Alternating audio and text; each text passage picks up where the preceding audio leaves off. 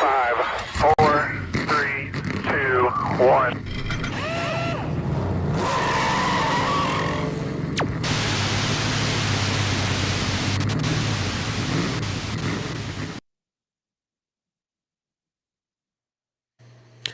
Good morning, everyone. How are we all doing? We got Aaron in the TikTok, John in the YouTube chat already. Yes, we have some questions to answer from last week. What happened to the stream last week? We have answers now. we had a copyright complaint. That is what happened last week, unfortunately. So things will change a little bit here. Actually, I'm glad that you brought it up, John. I can't play the YouTube videos from NASCAR.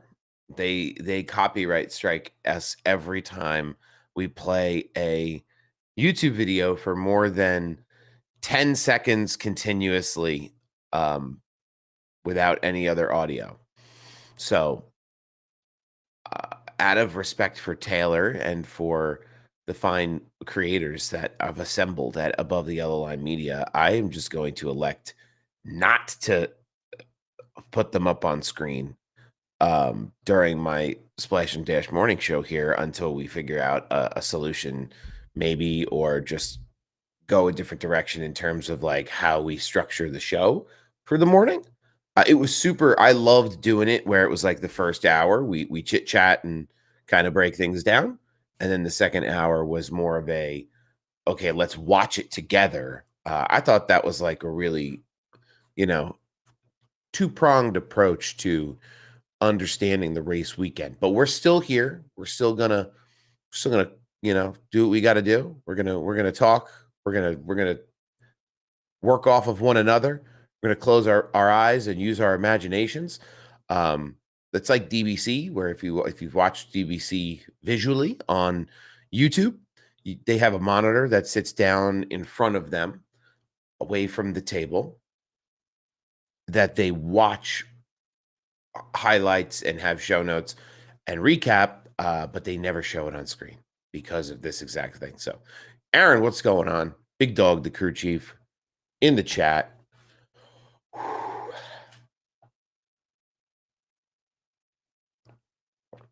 It was a late night for Sal last night, so it was a busy weekend for me. I hope everybody had a beautiful weekend. Let's start right there, first and foremost. Hopefully everybody had a beautiful weekend. I went to help a friend on Sunday remove a vanity from a bathroom. And let me tell you, kids, if I knew now, if I knew then what I know now, I would have kept my ass right at home. So we tried to work on this vanity, and we're pulling it out, and the pipe is gotta be 40 or 50 years old. You're cutting around things and you're making it work, and boop, the pipe just cracks, right? The elbow joint just cracks right in the wall. So that was what Sunday looked like for me. Christopher Bing Bong Bell, though, back to back to back Bing Bong. Can anybody stop this guy? Like, he could win again at Las Vegas in the Cup Series, right? It's crazy, truly. The finish was kind of unreal. We'll get into all that in a few. There's some other racing series that I want to go over this week, too. We had ARCA in action at Phoenix as well, so that was cool. I thought that was one of the more exciting. This was one of the more exciting Phoenix weekends that I can remember in quite a while. In terms of overall racing product, in terms of excitement from fans, I heard less bellyache in this week about Phoenix than I have in the past in a big way. So that was nice. It was cool to hear. cool to not hear. But either way, it seemed like people really enjoyed Phoenix. That transition really seemed to be the problem child. So, Aiden, good morning, man. How are you? We're just getting started. Is it me or is the 21 car one of the fastest cars in the first 4 weeks, minus Coda? There has certainly been something. They put something in the fuel tank of that 21 this year, because last year that car did not have the speed it has now. I know that there's some Penske support that comes with the Wood brothers. I mean, but it's really kind of a refreshing look for that 21 to run as well as it has. Yeah, they're running in the front, which, I mean, no shade to Harrison Burton, because I'm sure it's a variety of factors that make it that way. But it looks like Berry just gets in that car and drives it harder. I don't know if that's the case, or if there's, changes to how they're putting that car together and the support that they're getting from that side of it as well. I'm sure it's a combination of both. But an excellent point to bring up, Brian, in the TikTok chat there. It's noticeable. They ran a new paint scheme this weekend that like caught me off guard for the Wood brothers. They've run the same schemes, the Ford Motorcraft schemes, forever. Ford Performance schemes. They had Era something. It was a funky look for that car with that old school number on it. I was like, every time I went by on track, I was like, who is that?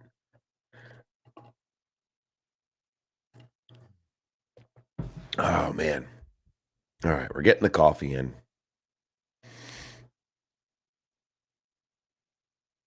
Couldn't sleep last night, so we slept out on the couch to try to change things up. It's been a long time since I slept on a couch, and now I know why. I remember why.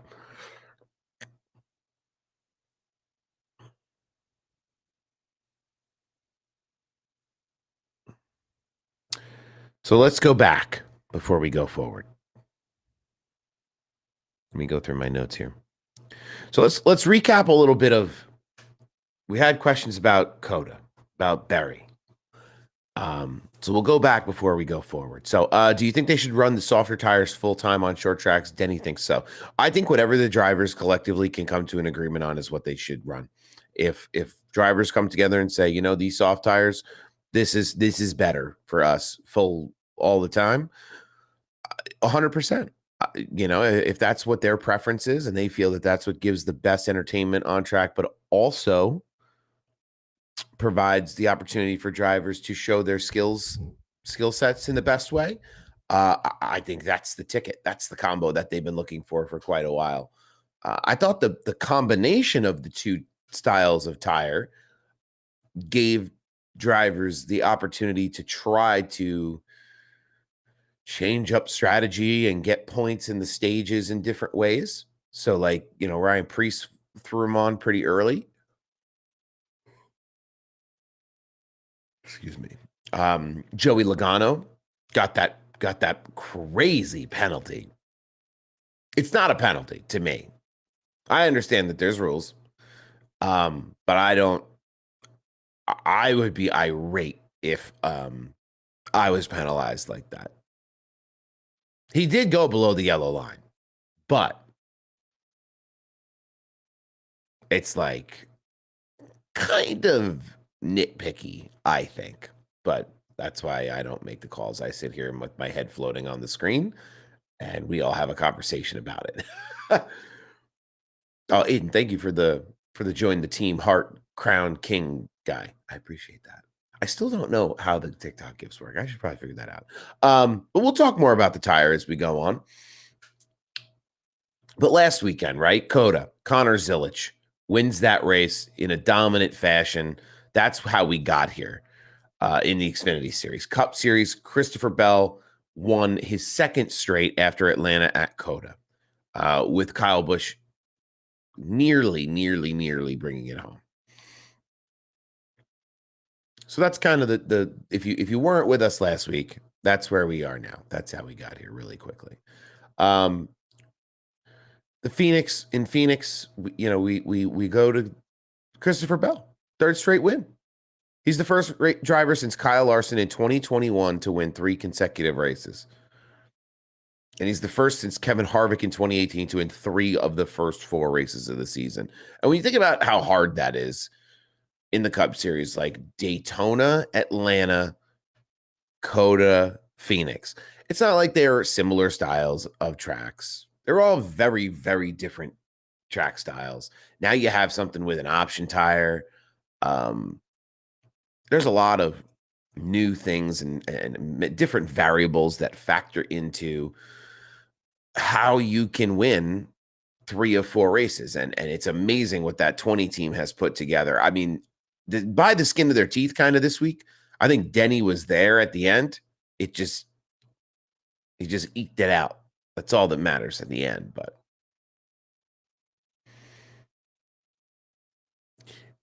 John, yes, the red tire, I think it should be the short track primary now. Definitely. Yeah.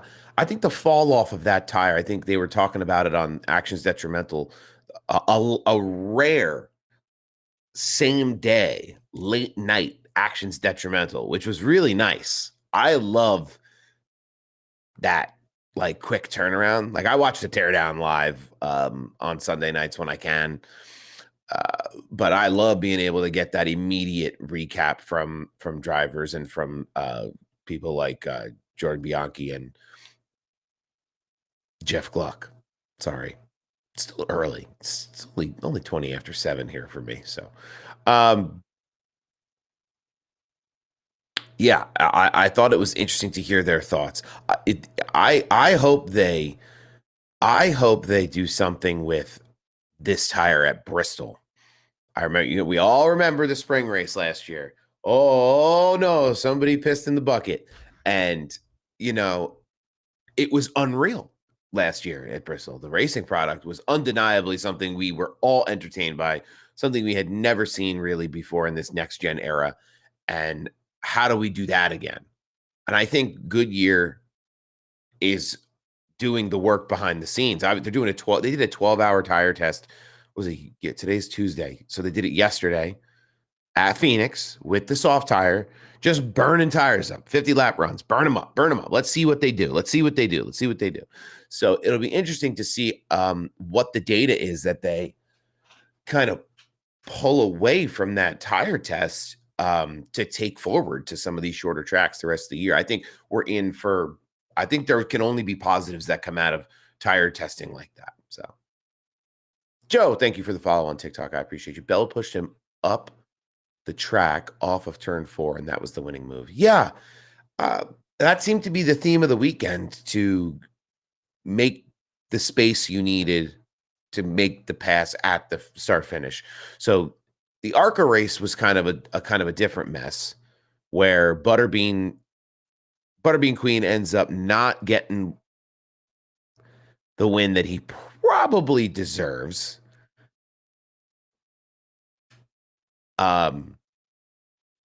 Because they just couldn't keep the yellow from coming out. But the Xfinity race also, let's do this real quick. The Xfinity race, I thought, was the better race this weekend. Truly, I did. I've said it on here before, so if you're new here, you're hearing it for the first time. But if you've been here for a couple of weeks, you've heard me say it. I genuinely think the Xfinity racing has become a more exciting on-track product than the Cup Series. All of our favorites are still in the Cup Series. I still love the Cup Series. There's nothing coming away from that. But man, let me tell you, I mean, I think part of it too is the inexperience of some of the drivers. It's that they don't know that it makes it that much more exciting, makes it that much more competitive. There's a lot of drivers fighting really hard to get themselves in a position to be noticed and to be seen in that series. So I have really thoroughly enjoyed the Xfinity series, and it was a treat again this week. Bell's won 75% of the races this season and not been in first place in the standings. Oh, we're gonna get into that too. We can get into it. We can get into the point stuff at any point, but we are, I've always been a strong advocate for moving away from the win and in system back to something else. You are correct. It is idiotic. It does not make sense to have a driver win 3 races in a row and not lead the regular season championship points. It doesn't make sense. I don't know. I'm not a math genius. I'm not splitting atoms. I'm not building rockets. But it's like, if I won 3 races in a row and I looked at the point sheet, my head would explode. Kelly is headed out to Vegas tomorrow. Kelly, you're lucky, because I think that Las Vegas is one of the most entertaining tracks on the schedule. I truly believe that. I think they're all entertaining in their own unique ways, but there's a handful of tracks that I personally am like, this is a weekend I'm going to sit in front of the couch and watch this thing all the way through. And I think Las Vegas is that track. Oh, your son races in the NASCAR U Series. Oh, that's cool. Where do they race in Vegas? They must be doing that at the small track, the Bull Ring. See, I'm not super up to date on the ARCA point system. Is it like it was in the old school days? Okay. I hear most talk about using the option tire at the short tracks, but I agree with Junior on Dale Jr. down. Why not use it at all tracks? I think there's certainly an opportunity to use that softer tire at all the tracks. I'd love to see what it runs like at a super speedway or a mile and a half. I think if you could get the speed out of them, maybe they're concerned with the speed. I'm not really sure in terms of like a safety issue. More grip, though, means more time stuck to the ground. So the cars probably wouldn't fly up in the air as often. So maybe there is something to using that option tire. F1 does that, where they have that multiple tires where you can use it throughout the race at your discretion. So maybe that's a future that we have here in NASCAR, is using multiple tires. I'll be at New Hampshire in the fall. I'm hoping to get up to Pocono, which isn't New Hampshire, but I tried to get to New Hampshire a few times because I'm a Northeast guy. I'm in Jersey. So New Hampshire's kind of close. But I always end up going to like Pocono. I really want to go to Watkins Glen, but we'll see. We attend the high limits race too. So stoked. I want to go to one. They're bringing it back to Bridgeport again this year. That's in South Jersey. I'd like to. I was there once long ago. But I have not been in a couple of years. Oh, Chris is a part-time driver at ARCA. Who better to help us understand the ARCA point system? So it's an old school point system, except no real bonus point structure. I think the simpler they could make the point system, Chris, the better. I agree with you on that for sure. The simpler it can be made, even for leading laps. I feel like leading laps, you should get something. I kind of started to develop that opinion after last week at COTA, where Kyle Busch leads 40 some odd laps, and he gets what's he getting out of it? What's he got to show for that impressive performance of sitting at the front of the field and holding off guys and utilizing really smart strategy? What's the reward there? I don't know. It's just something to think about.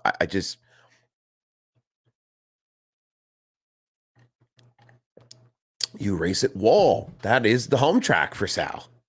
I used to work across the street from Wall Stadium Speedway on 34 in Wall Township. So what are you guys racing there? Legends? Sportsmans? What do they race at Wall? They race Legends, Sportsmans. They race modifieds. 2 different classes of modifieds. There's stock modified, and then there's the sportsman modifieds, right? Yeah. The little guy, the big guy. And they run a couple of series at Wall. So maybe we'll see you out in Wall. I love that track. I want to try to work with, if anybody knows the people at Wall Stadium. I've emailed them before, the Kraus family. I've talked to them in person, and I've emailed them. I'd love to do some kind of track ops work for them. Tough people to get a hold of, though. So But anyway, Xfinity Series, Las Vegas. Or I'm sorry, Xfinity Series at Phoenix is where we're kind of diving in right now. Looked like early it was going to be the Allgaier show, which is perfect because they won the championship at Phoenix last year. That car looked like it was out of just a rocket. I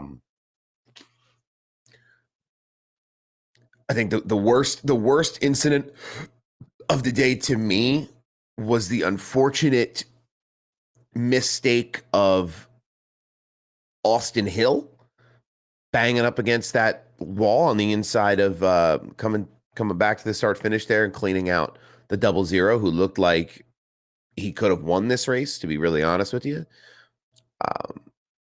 He also collected, I believe it was Dean Thompson.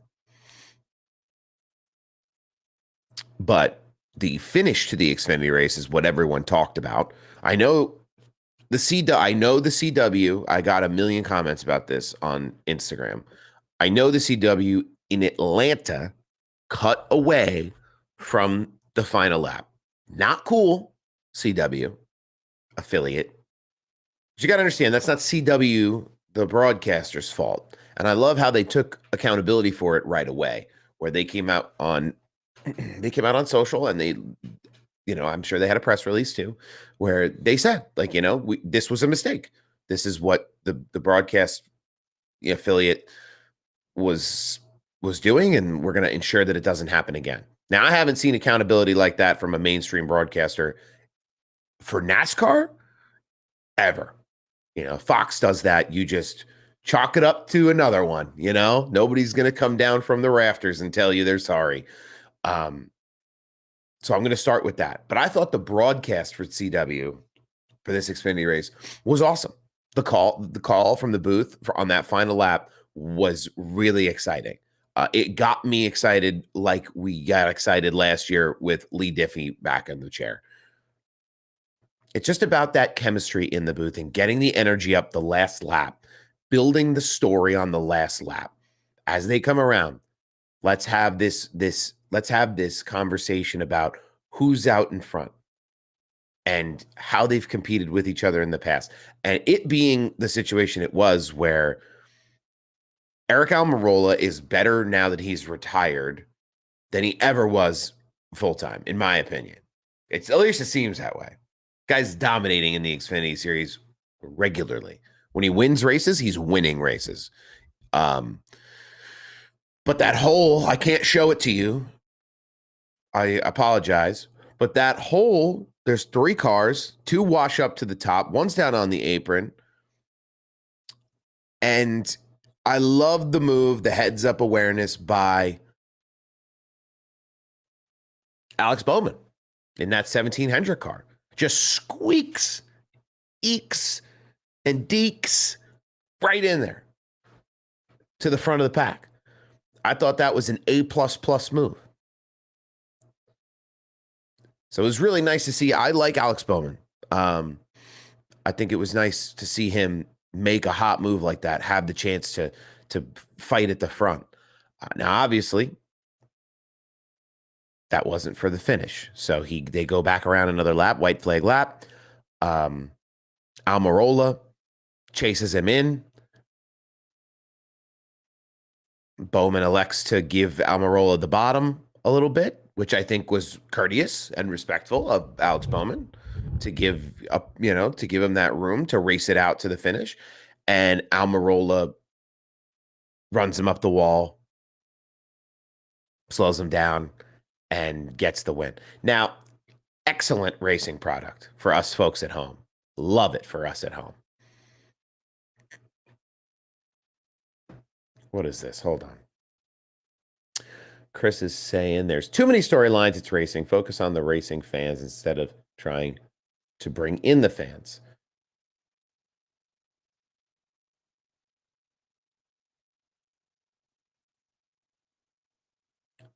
Too many storylines. They don't want storylines. We want racing.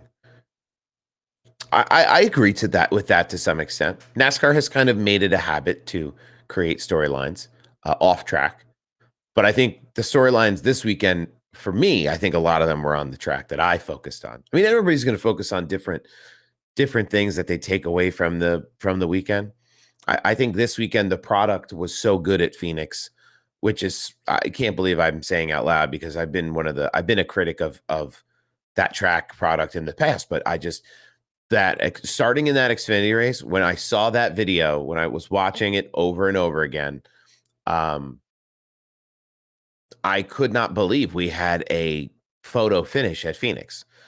And I couldn't believe that Almirola knew what he was doing. He shot that corner heavy, knowing he was going to wash up, because you watch him working his hands as he's getting sideways up to the side of Bowman, and he's in him. I mean, he just doors him.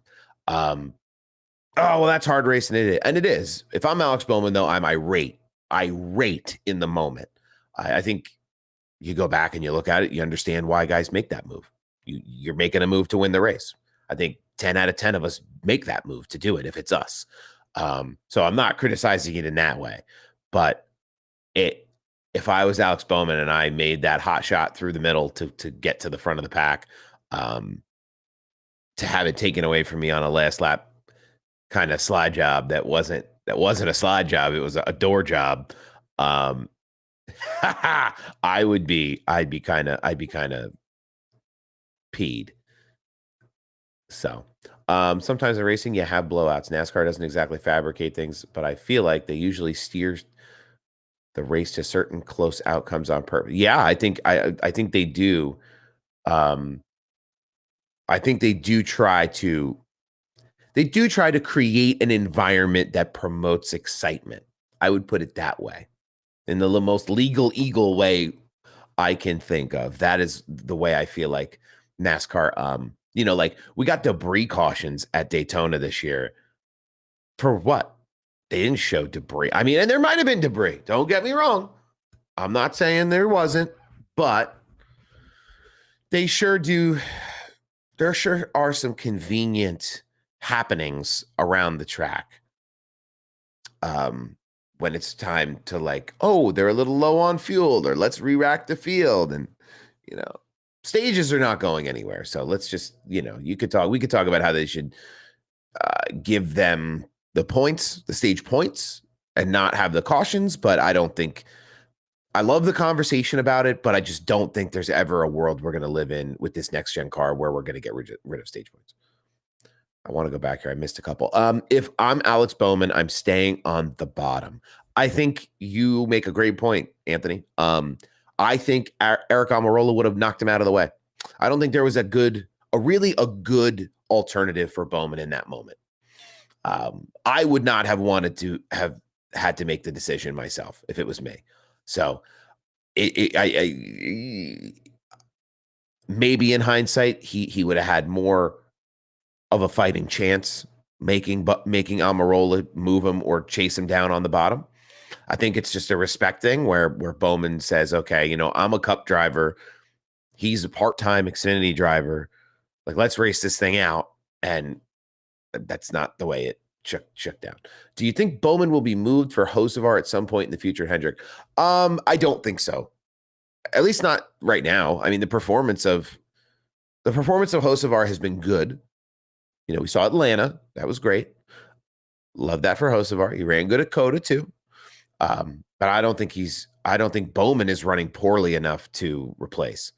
I think Bowman, you might pencil Bowman in for a win this year somewhere. I think that car has been fast. He's been fast.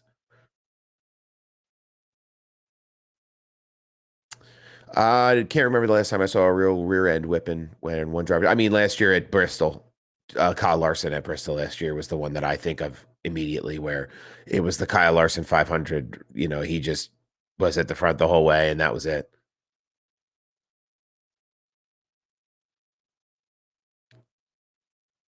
Sparky, what's going on? Sparky Speedway Jewelry in the chat. How we doing this morning, brother? I hope you're doing well.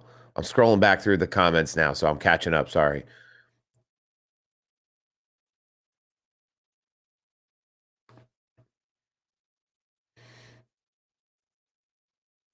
Who's driving the 99 car? I skipped a couple, but we're gonna talk. This is a good one. Who's driving the 99 car next year? Daniel Suarez sure is in the hot seat, isn't he? I think he's more in the hot seat now than he's been ever before. They talked about it a little bit on DBC this week, just to kind of, they're grooming Connor Zilic to go up to the Cup Series. He's not in the Xfinity Series to stay there. He's running sports car, endurance races. He's running Xfinity races. He's running in all these different series outside of NASCAR and inside of NASCAR. It's only a matter of time. He's got Red Bull sponsoring him. I mean, if I'm Daniel Suarez, I'm looking over my shoulder, I'm looking over my shoulder because that seat's getting hot underneath me.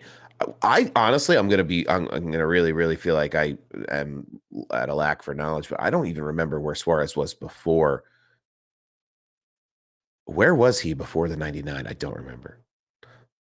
Doing well, kicking off the day strong with some Bible study this morning. Got some videos to film today. Yeah, so Walmart had those new diecasts that you were posting about, and I was like, you ready to rip. The 96 car for the Gaunt brothers. Okay. Chris, that's funny. Yeah, I think Suarez is unfortunately, I think the days are numbered for him. I think Zilic is coming up. Whether it's the end of this year, I know his contract, Daniel Suarez's contract, is not a real long one. So yeah, Suarez was in the 19. Truex came over to the 19. Suarez moved on to the 99. He was in that orange when it was the Aris car, right? Yeah, it was right. That's when that was, I think.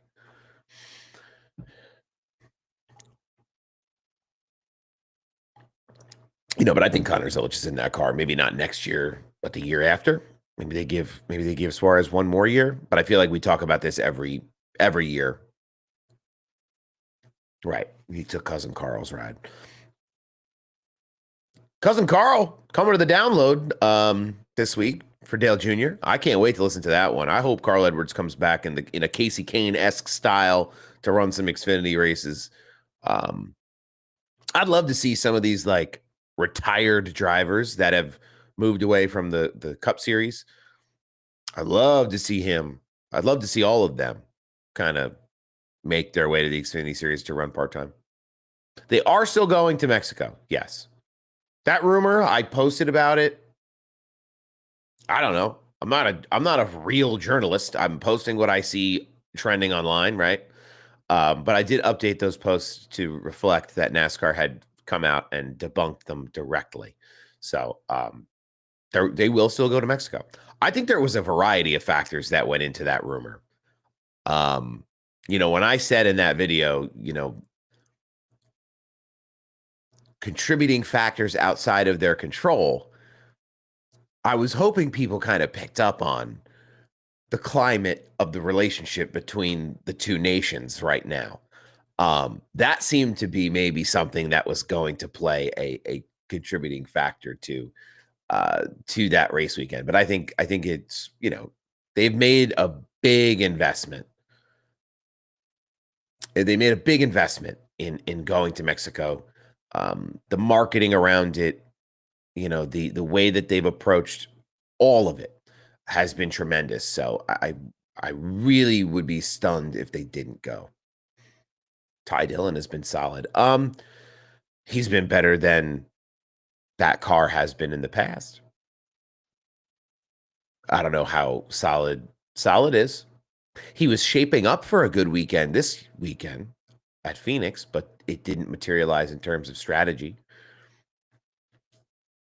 Oh, thoughts on the 54 so far?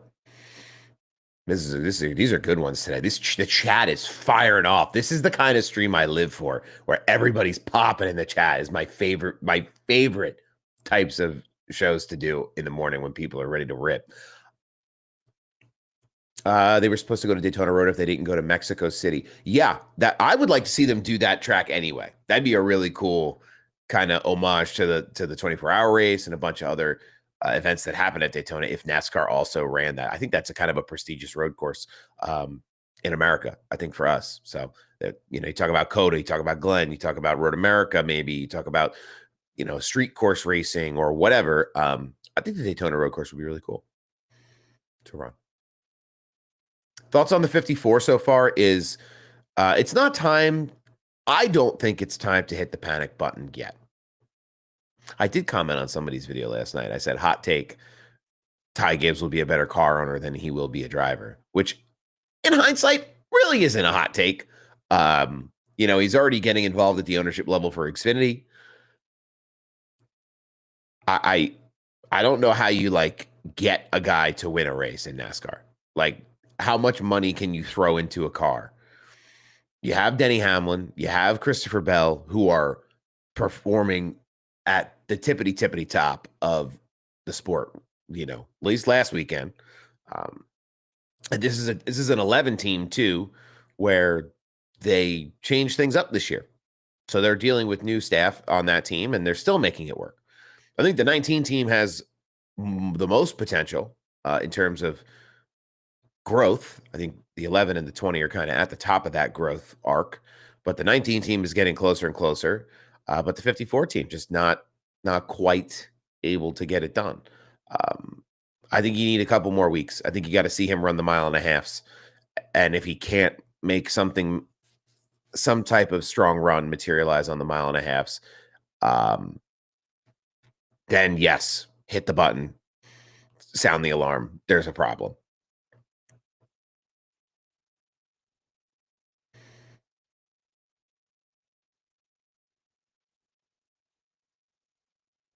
I want a Garage 56 style entry from a charter member in Rolex. That would be cool. If each charter member had their own Rolex or had their own Garage 56 style car. I think that there's a cost prohibitive part of that. I think that car was not cheap to put together, and I just don't think all the charter teams would want to be a part of it from a financial perspective. But it would be really cool to see them adopt all the manufacturers are making the EV cars because they're going to make an EV series. Well, why can't we get OEs to make Garage 56 cars, like road course endurance style cars? I think it would be cool, but I don't think it makes a lot of business sense. Who do you compare? What past driver does Christopher Bell remind you of? Reminds me a little of Mark Martin. I think that's probably the best. If you're going to compare him to a past driver, I think that's one of the best drivers to compare him to. That and Jimmy Johnson, just that kind of quiet, methodical, just raw talent. I think it's hard to compare him to both of those guys right now, though, because maybe it's good to compare them that way in style and attitude. I think he brings that vibe to the table, but he's won 3 of the last 4 races, but you're talking about a 7-time champion in Jimmy Johnson, or I'm talking about a 7-time champion in Jimmy Johnson. And Mark Martin, maybe it's Mark Martin for me. Maybe I'll lean on that side of it. Larson is done seeing Bell win. Larson dominates Vegas. He was in my picks this upcoming week to win. Him and Hamlin. I think it's like the SpongeBob meme where Patrick's looking out the window and or Squidward's looking out the window at SpongeBob and Patrick, watching them have fun outside.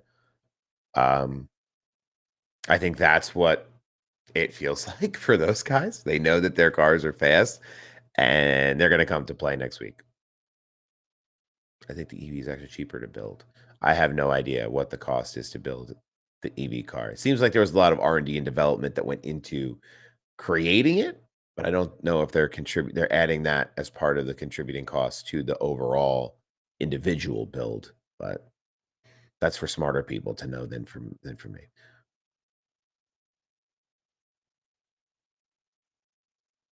I do think the Larson and Bell rivalry, it's a little bit fabricated. I don't think it's as serious. They want now. We need a rivalry, but we can't go back to the old days where, Jeff Gordon and Dale Earnhardt Sr. was the greatest on-track rivalry in American motorsports ever.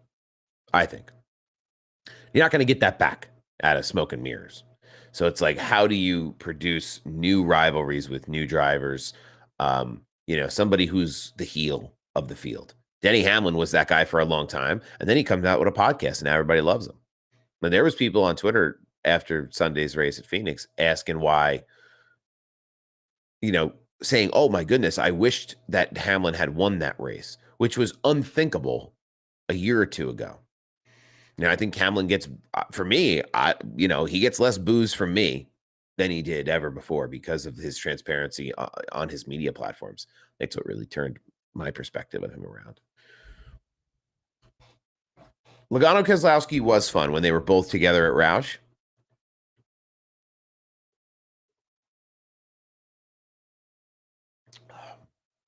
What's the take on the Logano penalty? I thought it was silly. He did go below the yellow line. No pun intended. Because we want to stay above the yellow line here on Above the Yellow Line Media. Clint Boyer was kind of making a case for it during the broadcast where he was saying, he's not blocking anybody. He's not really like defending a position. He's just entering the dog leg, entering the turn. Rules are rules, though. And if you're going to call them consistently, you have to call them consistently, which brings me to another rule change. Well, it brings me to another ruling about consistency. Second week on the stream here. Really enjoyed. Is this an every Tuesday? Yes, this is an every Tuesday morning deal.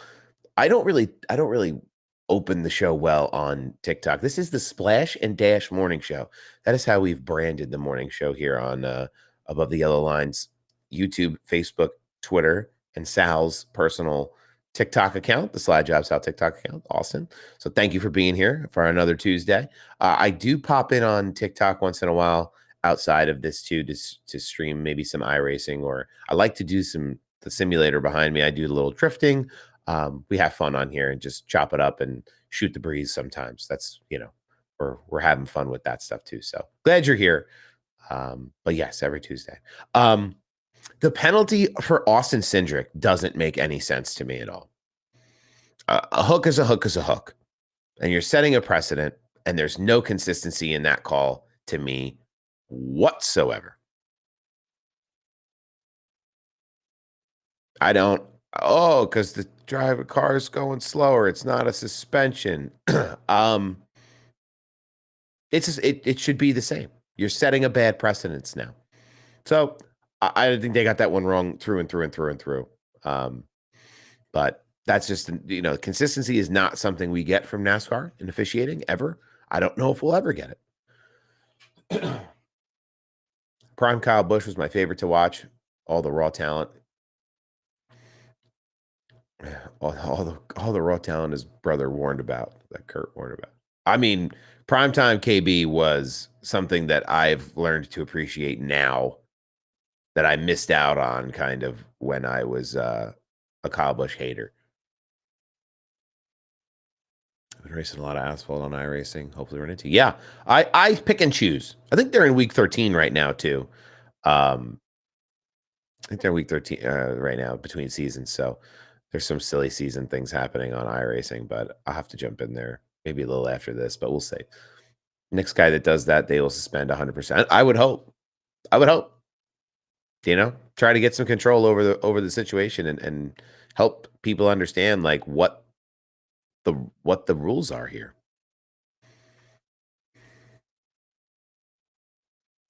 Because I don't.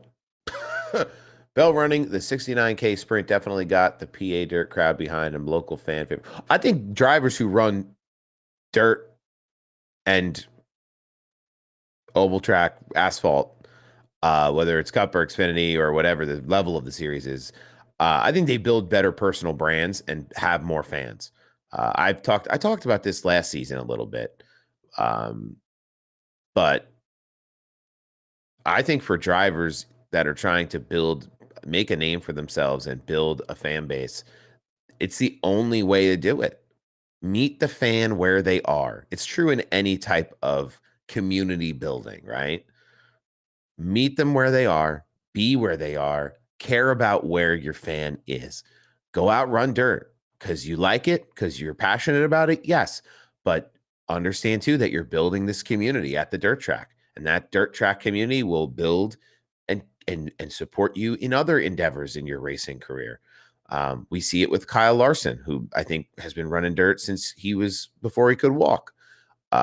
He wins every race, it feels like, in the dirt in those high limit series when he runs them. And then he's taking his dirt fans.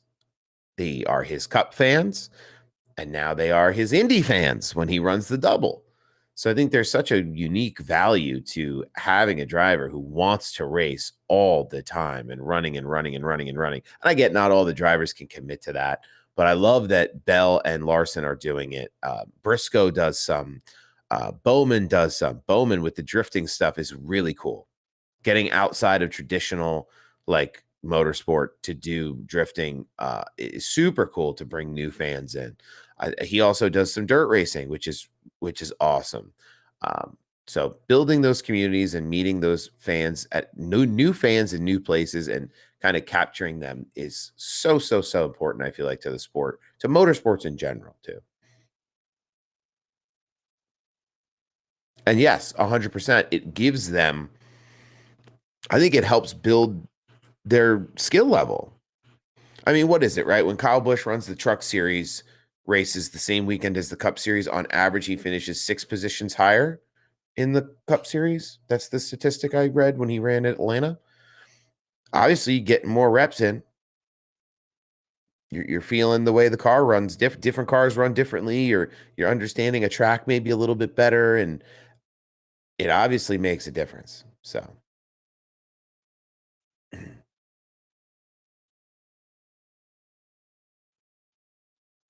I think the rivalry for Larson and Bell too.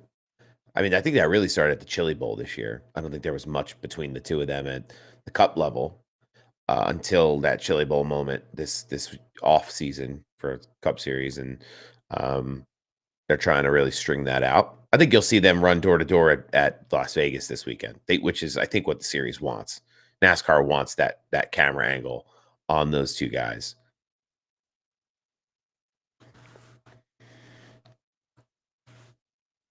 Ooh, sorry. This is digging into the side of my head. So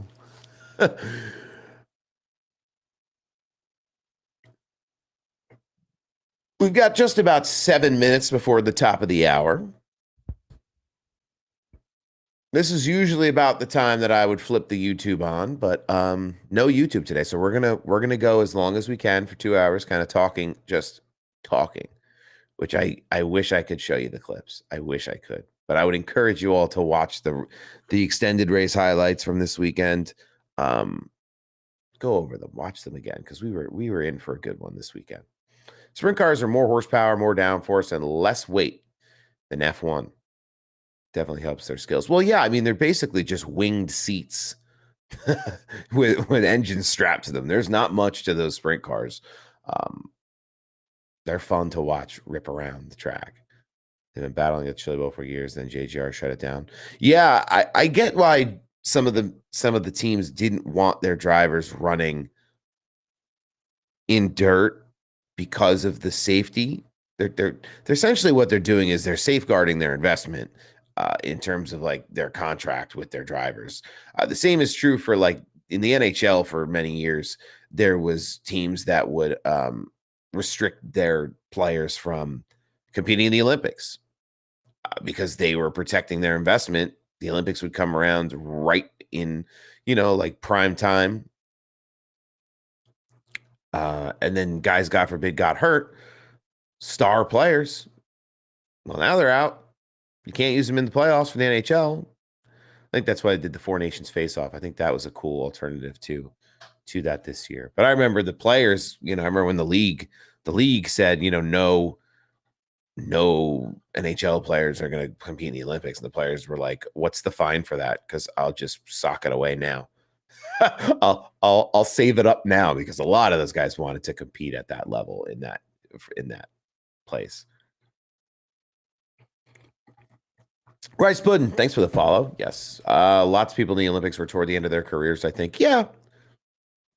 Speaking of Olympics, they just did what is that racing thing they did in Australia? The races, it was Kurt Busch and Travis Pastrana represented Team USA in the racing thing they did over there. Race of Champions, I think it's called. I don't think they won, I don't think they won anything, but it was super cool to see them ripping around in those little teeny tiny cars indoors against some of Europe's, uh, you know, road racing finest. Yeah, Four Nations. I mean, Four Nations face off was some of the best hockey I've seen.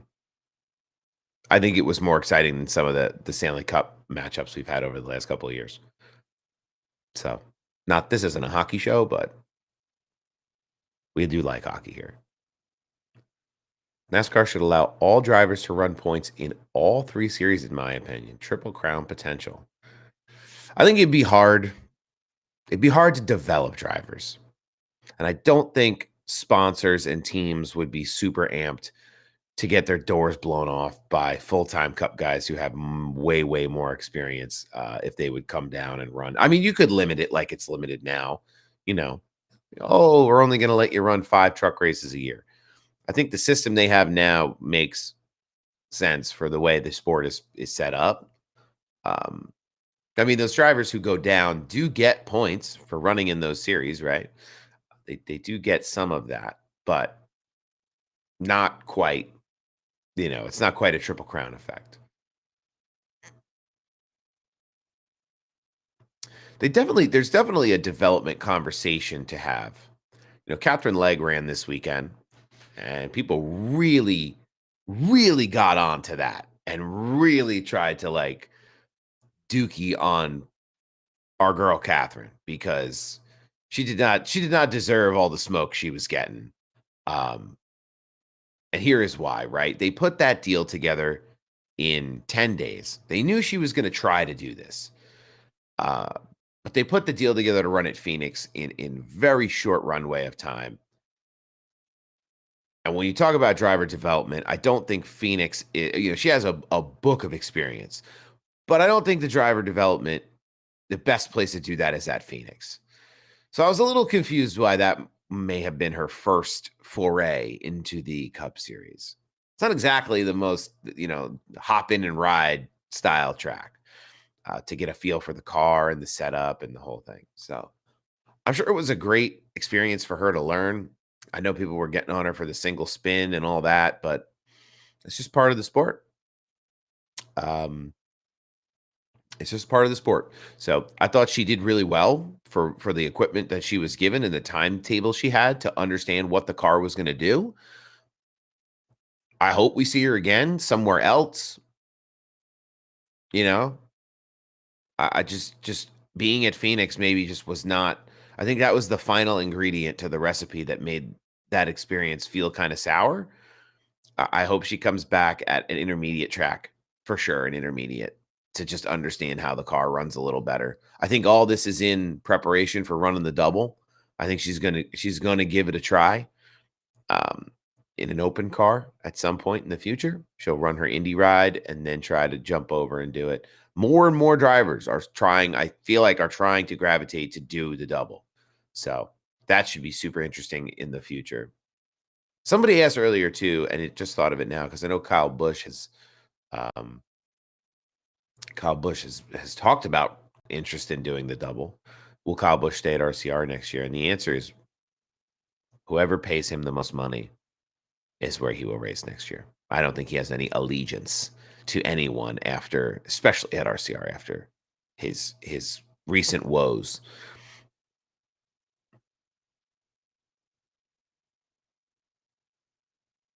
On this day in 2001, Kevin Harvick won one of the most iconic races in NASCAR history, beating Jeff Gordon by inches at Atlanta. That race is something. I used that clip a while back on social media, and people go wild for it because it's very emotionally evokes a lot of emotion too. That was a hell of a race after Dale's senior passed, but Catherine Legg needs to come to Indy Oval. That would make sense. That'd make a lot of sense to me. A track she's familiar with. At least it's one less piece of the equation that's, really not making sense. Okay, I got the track down. All I got to do is figure the car out. I think Catherine and Danica got treated like poo-poo emoji by the media and coverage, honestly. Yeah. I think they did a lot to help Catherine this weekend. You know, it was they kind of made it a thing that she was there. I thought they treated her well pre-race. Um, you know, people on Twitter really went in on her after the fact. It was like she was just catching strays.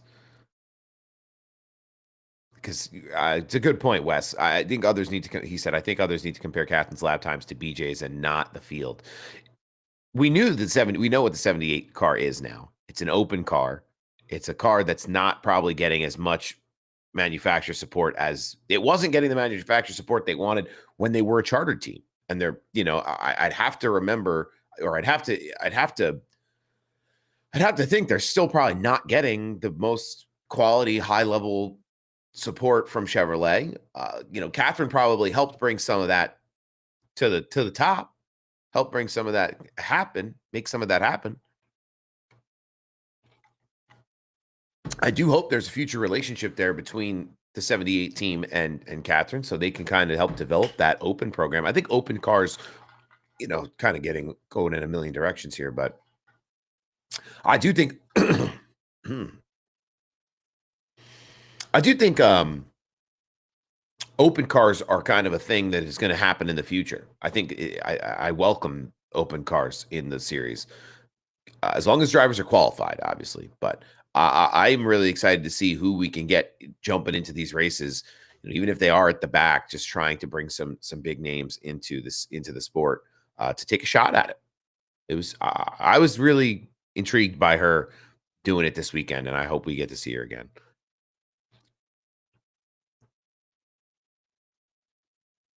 The deal with the Live Fast team is just that they're not getting the funding they need, or not the funding they need. I'm sorry, they're not getting the manufacturer support they need.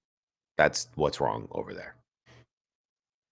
A lot of good people over there doing the Lord's work. I was at that shop a couple of years back.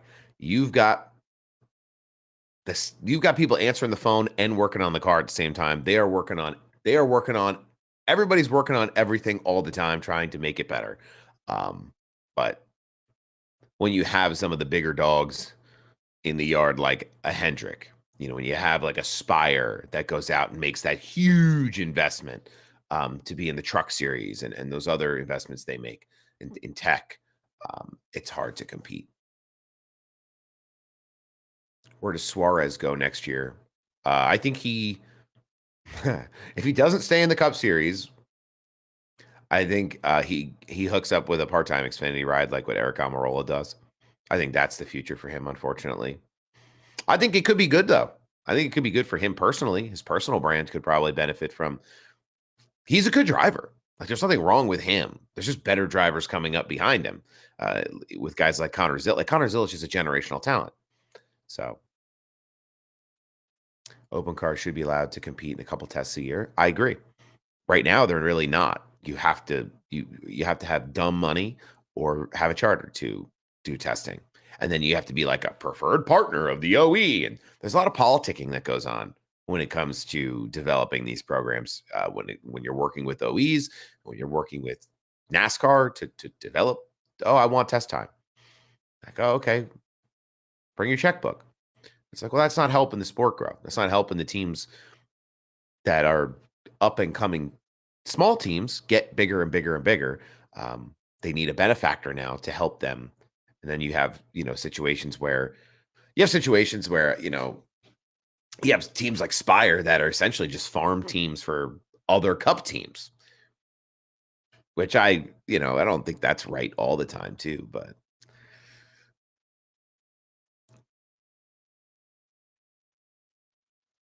there's more effort per person in a small team to run 35th than Hendrick per person to run up front. 1,000%. 1,000%. That Hendrick campus is tremendous. It's huge. There's, and then some of the best people in the industry work for Hendrick, for Penske, for Joe Gibbs. But the level of dedication that some of these folks on these smaller teams have, I talked to a guy one time who worked for Live Fast who, he was missing his kids' birthdays. He just was just spent very limited time with his family. Traveled the country, did the whole thing. for that 78 team when it was a full-time team, and they put everything into this to do it. It's a shame that they don't get more results out of it. So I think maybe NASCAR should go to some of these team shops and see them working on it and remind themselves where the sport starts, um, and what it's like for, what it's really like to do this. I think that might be something they might want to consider doing. Get some of those bigwig execs back down to the grassroots level. I also saw Legacy had a little social media faux pas this weekend too that somebody called out. That was interesting as well. It's amazing it's amazing sometimes how I'm not going to use them. They're an example. This situation for them is an example, but there's a lot of people in a lot of industries that don't know. They know how to do what they do, but they don't know the industry. I deal with that a lot too. So they know how to do a job. They know how to be a blank, fill in the blank role, but they don't know about motorsport or about automotive or about, it's not their passion. They're just there to do the work, which is noble, but doesn't always help the product in the end. I think KB goes back to Hendrick and Jesse Love jumps into the 8 car. I would cut my left foot off and eat it if Jesse Love gets a chance before Austin Hill, unless RCR goes to a third charter. If they get this charter deal built up, this was, Richard Childress was the anonymous source that kind of called NASCAR communists. I don't know if you remember that. That's a real quote that one of the team owners said. That it was Richard Childress. Nobody root and toots their way around the racetrack with a cowboy hat the way Richard Childress does. So I'd love to see Kyle Busch go back to Hendrick, though. I'd love to see Kyle Busch in any type of competitive seat. I'll be honest with you. I think Kyle Busch maybe has a future at Spire as the Hendrick feeder team. You talk about player coaches and veterans that go to teams late in their career, like in the NFL or even in baseball, where you have players that aren't really going to produce, but they're player coaches. They come in and they help bring up the next generation of athlete that's on your team or in your system.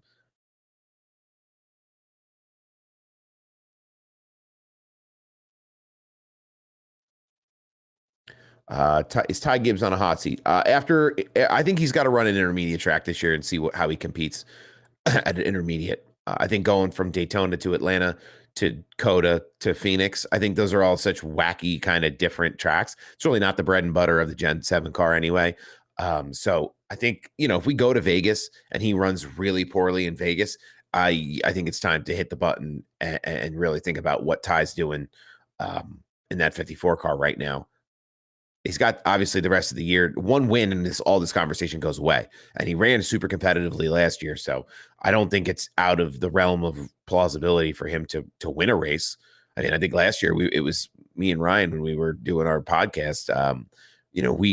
We talked about how the show turned into the Ty Dillon or the Ty Gibbs show, because every week it was like, oh, this guy's running at the front, he's charging to the front, and he always had something that he kind of slipped on a banana peel and couldn't get all the way to the end, but he ran really, really well last year through most of the year. So I think you got to give Ty Gibbs a little more time, and we'll see exactly what he's made of. 77 is showing potential speed at Spire. KFB can outrun the 77 with the same equipment. Yeah, I think I think Hocevar is part of the reason that car runs as good as it does. People like to poo-poo on Hocevar. Oh, he was a menace in the truck series, and he was. But I think he has really tremendous talent. I do. If you put Kyle Busch in that same car, I agree, though. He would outrun whatever Hocevar is doing, because just in terms of experience and, racing pedigree. Hocevar's at the beginning of his career. Kyle Busch is closer to the end than the beginning. So no, I get you. I think people do in general. Twitter does, I should say. Some of the people in the Twitter sphere don't really like the things that Hocevar does, especially after Atlanta. I think though, like I think he races a lot like some of the old school hard nosed drivers do, and I like it. I don't think he should be apologizing to anybody. I think KFB Aspire makes a bad fast team. Yeah. Imagine, well, McDowell, you got to think McDowell's closer to the end than Busch, right? So if McDowell retires altogether, you could slide Kyle Busch into that car. He'd outdrive the 71 based on its current performance as well. And we know Kyle Busch has a connection to Spire through the Truck Series. I feel like Hocevar is a young Kurt Busch. It's a good comparison. Hocevar reminds me of a young Logano.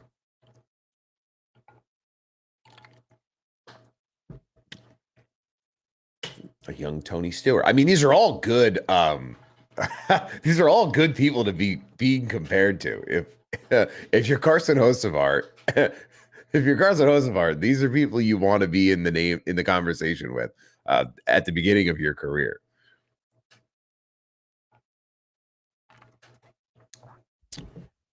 I can't stand him either. A lot of people can't stand Logano, but you got to remember how dominant he was in his early stages, how aggressive he was, I should say. Not dominant, but he was very aggressive driver who just beat and banged his way to the front of a lot of races. I'm a big Mark Martin guy. I like the style of racing where let him go now. You'll get back to him later. I think that style of racing is what I really enjoy. But unfortunately, the cars that we have today, the Gen 7 car, the next gen car, doesn't really allow for that kind of racing. So they talk, oh, there's no respect amongst drivers. If you don't make the move when the opportunity presents itself, you're probably not going to get the opportunity again. you know? Thank you for the follow. Good old GB. Thank you for the follow. I appreciate it. Matt Kenseth took some of the wind out of his sails for a bit. I've talked to Matt about it. All smiles. Well, yeah. I mean, it's cool that you get to talk to Kenseth about Logano because that was the incident, right? That was the one. I think drivers have to give each other reality checks. Who I thought should have wrecked Logano every single week for his entire career was Martin Truex Jr. After the Martinsville thing. You won the battle, but not the war. If I was Martin Truex, I would have been in his ass every single race. Every time the 22 came by me, he would have had a donut on the side of the car every time. But that's my raw just bias for that team when they were running. That's pretty cool. Was on Dinger's Pit Box Road America then. They seem like good people over there. I haven't been to the track in far too long. What was my last race? Dover last year.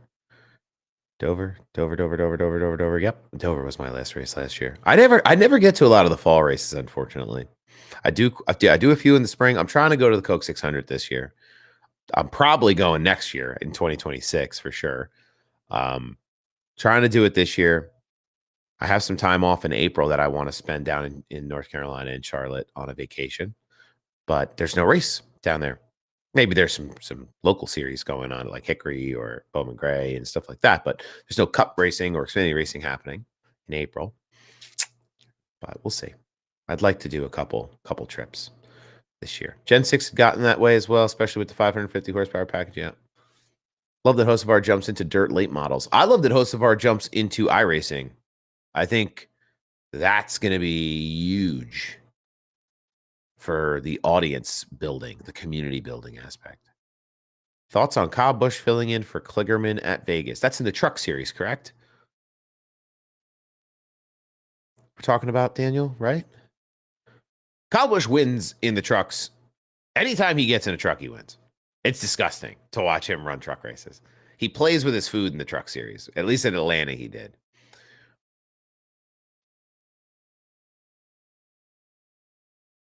I personally want back bumpers to be higher so they don't line up. They already don't line up. They certainly, you can't like lock bumpers with guys like the old days.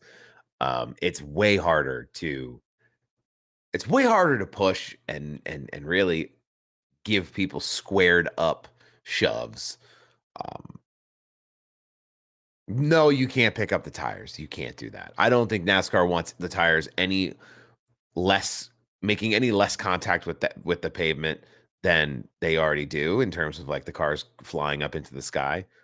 Oh, Kyle Busch is in the booth for Kligerman at Vegas. I've never really considered Kyle Busch much of a broadcaster. I don't know if he's ever done. I don't know if I've ever heard him do work like that. I'm not saying he's never done it, but I've never really heard him do broadcast work, a ton of it. But I think he has insight that would be super interesting to hear on a broadcast.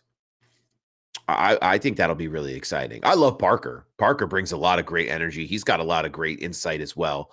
But yeah, that should be fun to hear Kyle Busch give his kind of color commentary, his analysis of the race as it happens in Vegas.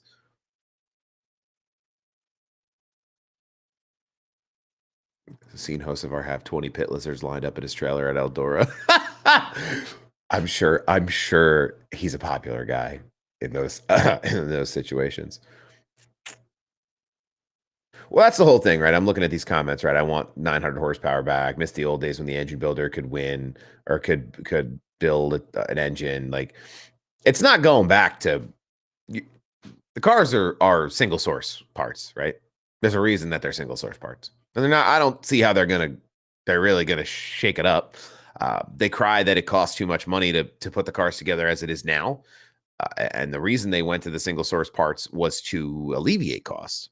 So everything costs more money than right now, right? Everything costs more money now than it has in the past. You're paying more money for less, always. That's how things are going in life right now. So I wish they would have. I mean, these teams make a lot of money. Could they afford it? Probably. But I get it's hard to sell that business model to investors and to sponsors and to people who are funding your program that, we have a sport here where you could spend 150 hours on one engine and this is what we have to pay somebody to do it versus, okay, the engines come from the OEs, we put them in and we go. Obviously they test and tune and they do other things in terms of how they get those cars prepped week in and week out, but I don't think it's quite the same as it was back in the day. So, and the horsepower thing, like bringing back the 900 horsepower Gen 6 car, they can bring back that style of racing, but I don't think they're going to add horsepower. I think they're just going to keep making the tires softer. So we're just going to have lower horsepower cars that have more fall off in the tire. It'll give you similar style racing to back in the day when you had to drive the car harder, but the cars won't be going as fast. Well, the super speedway package needs to change. That's for certain, Colin. The super speedway package needs to change in a big way, just to keep those cars stuck to the ground. And maybe there's a tire option that helps them do that, for sure. But you know what I'm going to do? I'm going to pull up the standings here, if I may. And while I can't show you the highlights from the week, I can read off some of the standings for the series. And I'm going to check my notes too, because I started reading them and then we got off all over the place. So I don't know if we really talked about too much of it, but the penalty for Chase Briscoe is no more. One of the rare times that I don't even know what I said. What did I say, Alex? What did I say? Am I gonna be on that account? Is that what did I say something that I could be inappropriately clipped out of context?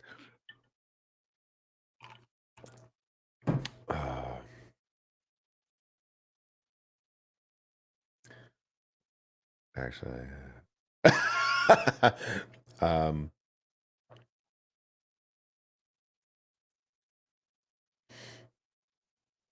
so Joe Gibbs, the penalty on the Briscoe team.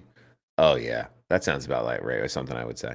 If there's somebody out there who's clipping me out of context, I'd be honored. because you gotta really, that's when you know you made it, when you're getting clipped out of context. Like when I listen to the teardown, I love how aware of the fact that they're going to be clipped out of context is. I love that. But no, the Briscoe penalty overturn changes a lot. I'm trying to go through my notes here. I do make notes. It's not just me ranting for 2 hours. Which is one of the, it's a big deal because their season was essentially, I don't know, it was way more difficult. The pathway was way more difficult. They're going to have to win a race. And then the points penalty there was huge. Not having James Small in the box would have been huge for the races that he would have been suspended. So they identified that what did they say? That it's like an IKEA chair. The holes don't always line up. You have to make them, you put it together to the best of your ability. And that's what they identified. NASCAR identified with that part, with the rear spoiler there, that the adjustment that they made was not an adjustment as much as it was a manufacturing defect, essentially. We also have updates in the 2311 NASCAR antitrust lawsuit. I got information that I'm just honestly, like, I hate just reading things like without knowing 100% about it, like off the top of my head. But this 2311 NASCAR antitrust suit, there's so much that goes into it that I can't help but give you direct information from the sources, because I don't want to misspeak, because I don't totally understand what is happening all the time in this lawsuit situation. I hope 23 wins as well. I think it's for the people. But the antitrust lawsuit against NASCAR in October 2024, 2311, and Front Row Motorsports filed an antitrust lawsuit against NASCAR and its CEO, Jim France. They alleged that NASCAR has monopolized the sport by acquiring racetracks and limiting teams' participation in non-NASCAR events and enforcing supplier exclusivity. NASCAR countersuit. NASCAR fired back with a lawsuit of its own, accusing 2311 and Front Row forming an illegal cartel, quote unquote, to pressure the organization during the charter negotiations. NASCAR claims the teams interfered with the broadcast agreements and threatened boycotts.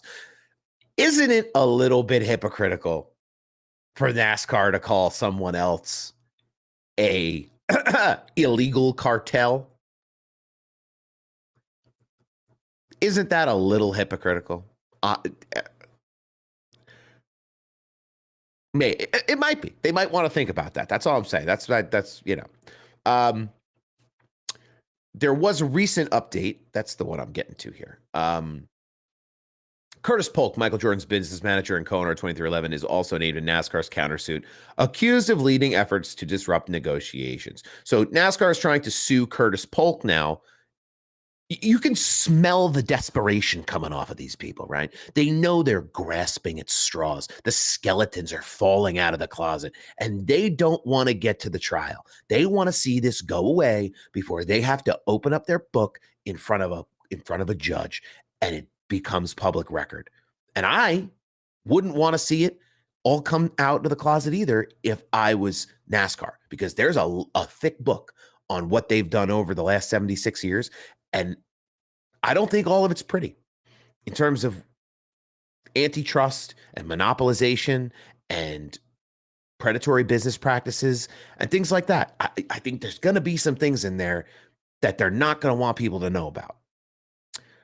The trial date is set for December 1st, 2025, and the outcome could significantly impact NASCAR's charter system and team ownership model.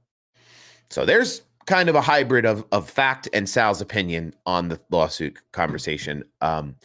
It's a big deal.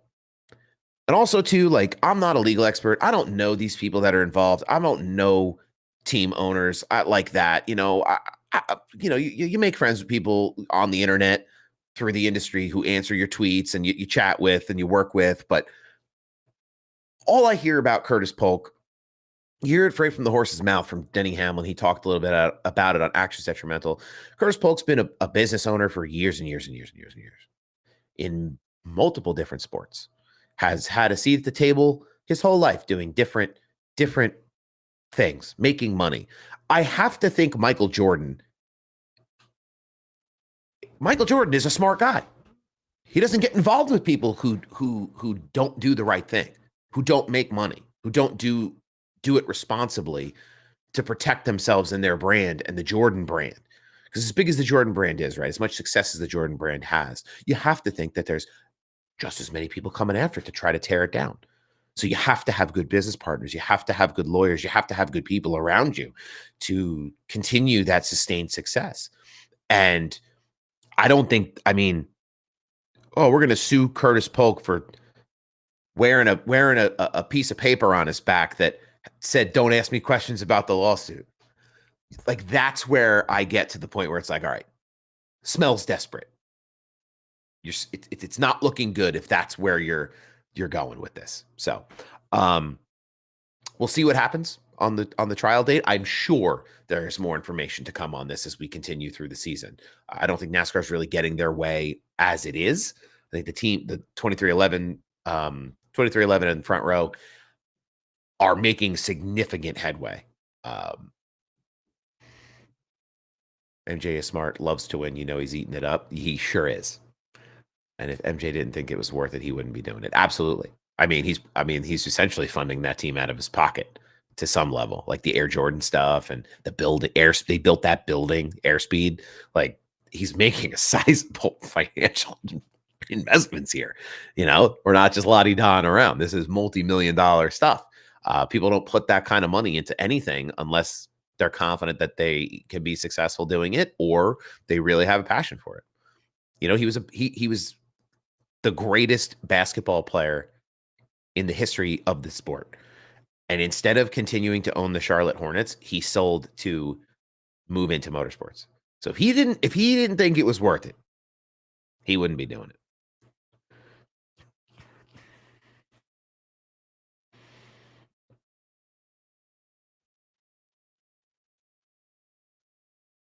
Okay. Oh, there's more notes. How many more notes did I get? Oh, they're the same notes twice. That's why. Okay. That's my legal update for you all this morning from the 2311 Front Row. And again, Sal's not a lawyer. I still don't understand it all as well as I probably should or would like to. But that's kind of, yeah. Look at the OG Nike deal. It's in his bloodline. Yeah, you watch that movie. I forget the name of it, but it's the movie about Jordan getting that deal originally. I don't think NASCAR was prepared when they initially created the charter agreement. I mean, but NASCAR has had plenty of time to amend the charter agreements to make it make more sense for the people they're forcing to sign these things. When you got people, when you're handing people big, thick legal documents at the 11th hour and asking them to sign something that, you know, can take food out of the mouths of their employees, read it in an hour and give it back to us by midnight. Whoa, like, I don't even have time to call a lawyer to look over this document, you know? I think they've had plenty of opportunities to make it right over the years, but it's very much so all about NASCAR and about how they're making money for themselves. I think this lawsuit is going to make that come to an end. I think you're going to see outside investment after this. I think the France family will finally have to, you know, the pearl clutchers will have to stop clutching. I don't think they'll be given a choice. And we'll see what happens. I think there might be some changes to come. But so we talk about point standings. We can still talk about other things too, as I see people comment. Thank you for the gifts in the TikTok chat, by the way, too. I appreciate everybody on TikTok and on ATYL, YouTube, Facebook, Twitter this morning. That reminds me too, it has been a little bit and I haven't mentioned it. Happy Hour Racing, ladies and gentlemen, before we get into the point system. I actually am wearing one of the Happy Hour Racing shirts right now under my sweatshirt. It's very cold in this room this morning, but they were kind enough to send us out some really sweet designs. They do a lot of licensed NASCAR apparel, F1 apparel, just motorsports apparel in general. So if you're looking for new hats, for new shirts, check out Happy Hour Racing. They're a partner here with us at ATYL. So we want to always support the people that we like. So they also have subscription boxes, which are interesting. I found that to be something that's probably dangerous for my credit card, where you can just like subscribe to their service for every winter shirt of the year, or once a month they'll send you out like a loot crate full of hats or shirts or randomized, or They do some really cool things there. If you're looking at, even as a gift for somebody, they do some cool things there. So that's the end of my shameless plug.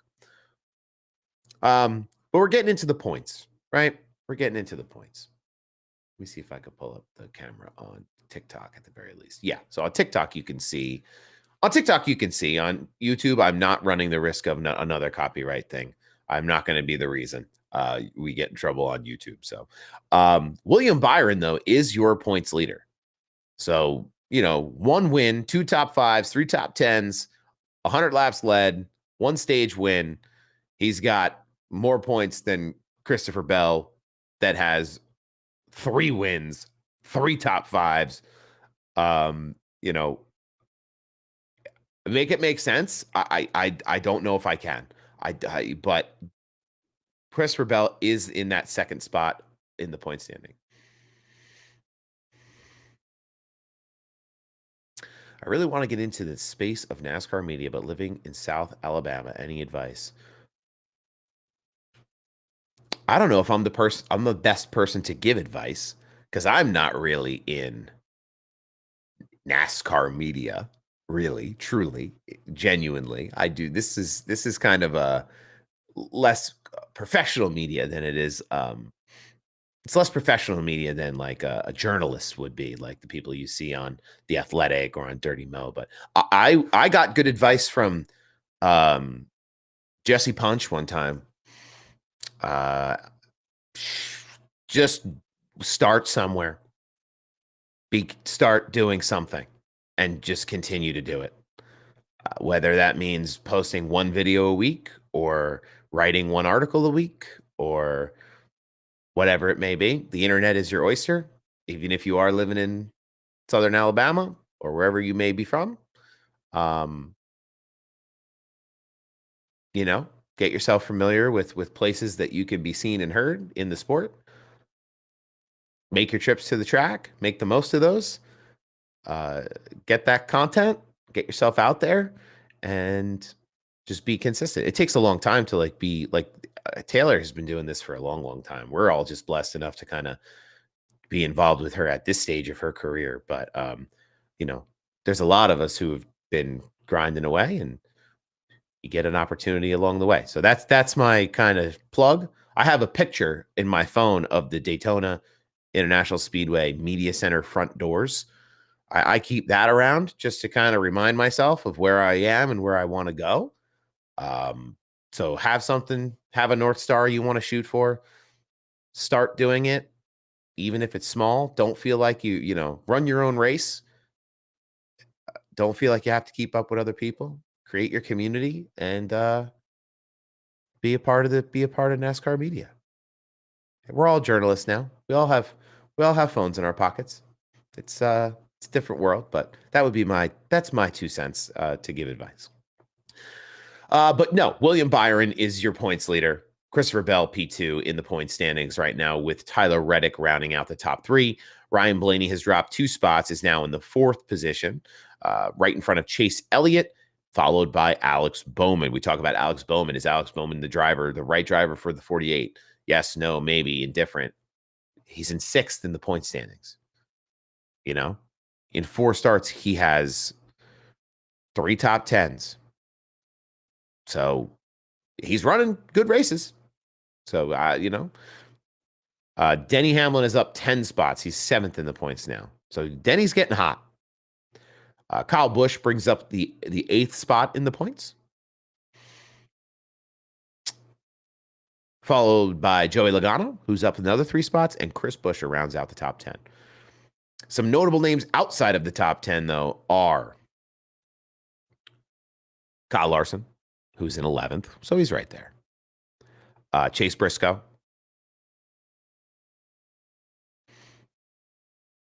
We talk a lot about Daniel Suarez. He's in 29th in the points right now. Ty Gibbs down in 34th in points.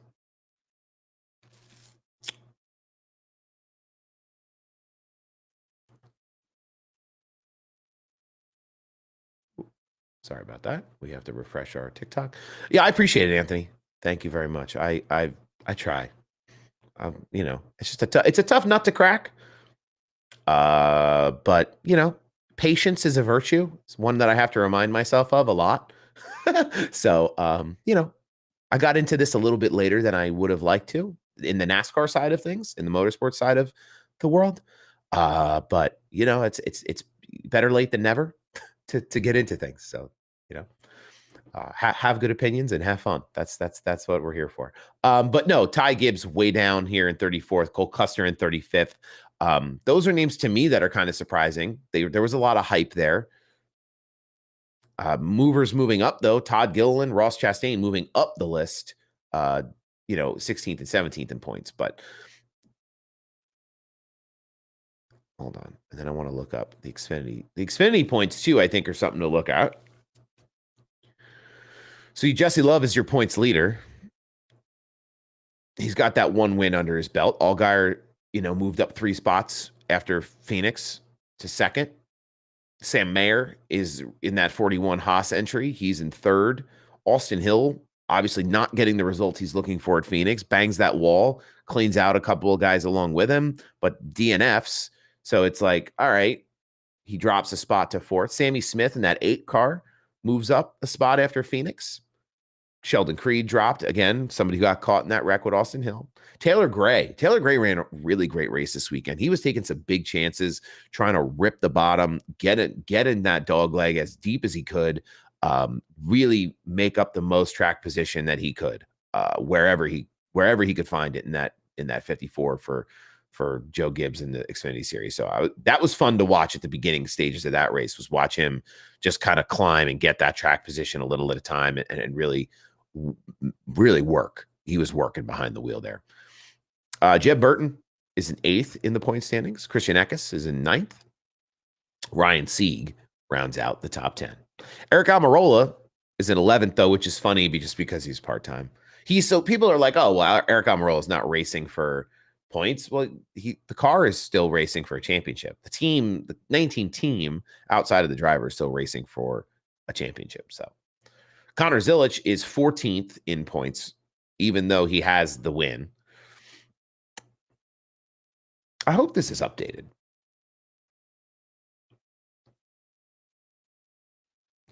I don't know how you can have a win, though, and not have more points. Connor Zilich only has 89 points this year.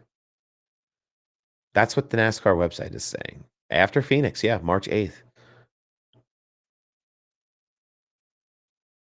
But he is locked into the playoffs, so with the win.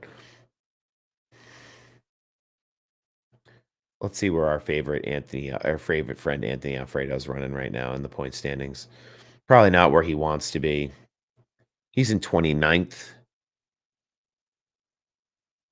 De Benedetto's in 22nd. Daniel Dye in 19th in the points. I think Daniel's going to have a big year, though. Friend of the TikTok.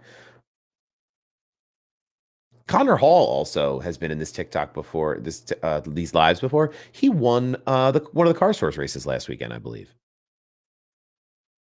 Somebody can educate me on that. I'm not really up to speed on the Cars Tour stuff. I know there was some fun drama from the Smart Tour modified series this weekend. I don't know if we were wanting to start talking about modified races, but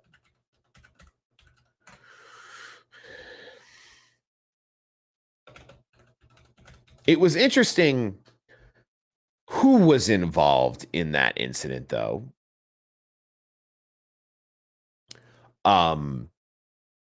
I did a video like a year ago about the Crumbs, Jake and Annabelle Crum. They run these races. They have cars. They have a team. They're notoriously known for their sportsmanship. They beat up Landon Huffman's dad one time.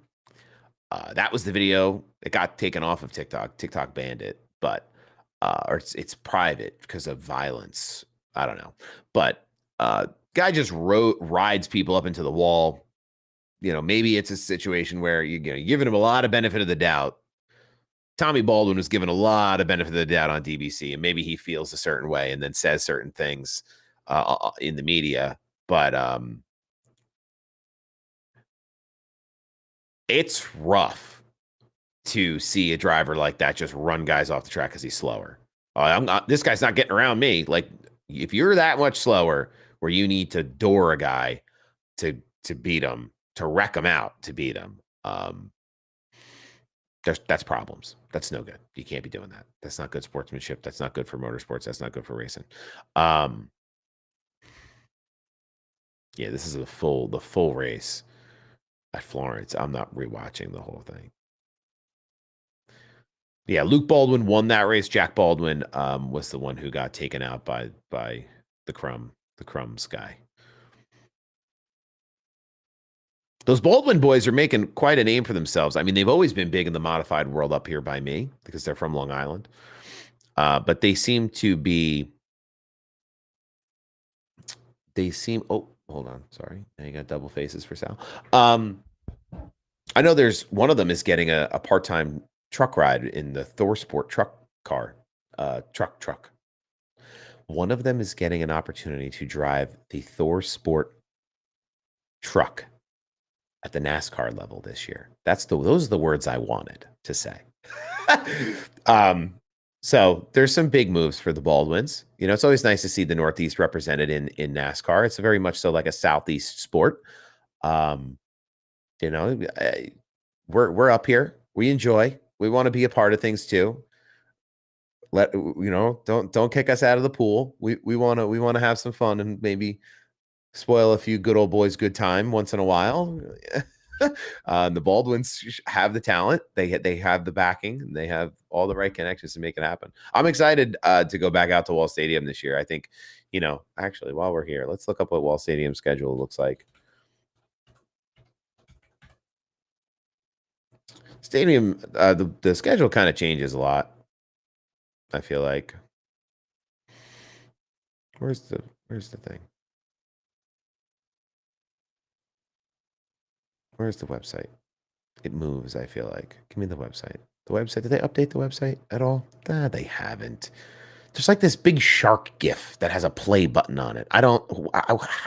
What is that about? Do we have a 2024, a 2025 schedule yet? I think this is from last year.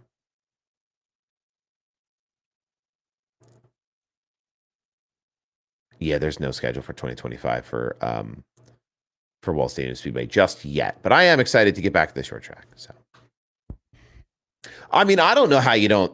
I would be the worst race car driver in the world because every time, if something like that happened to me, they'd have to drag me out of there in handcuffs. It just like you have to be professional and you have to like understand that there's racing etiquette and that I'm sure there will be no,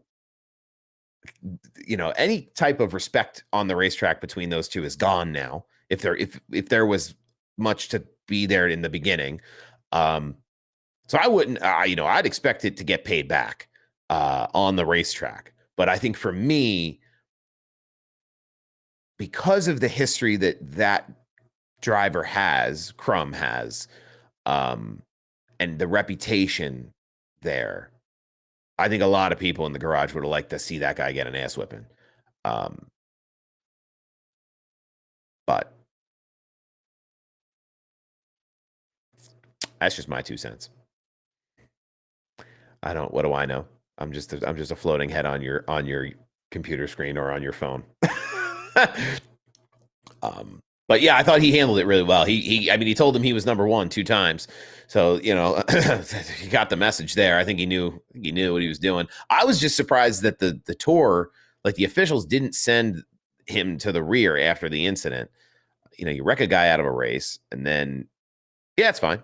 Like, apparently the only way they send cars to the rear in those situations is if the contact is made, if he made contact with the back of the leader's car.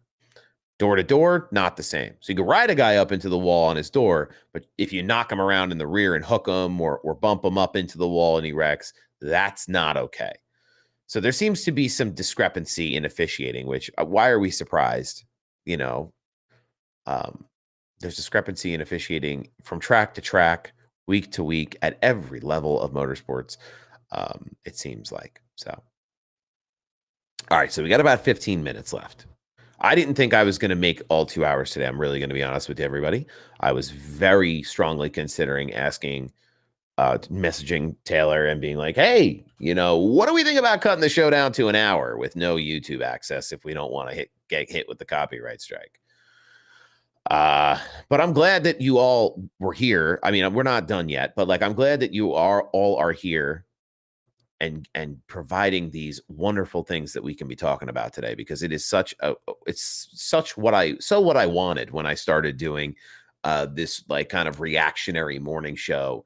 The whole point of this is to have all of you here and engaging and involved, and us talking about it together, us learning about new things together, remembering times in the past from racing. And I'm not an encyclopedia, so I like to hear everyone's individual perspectives and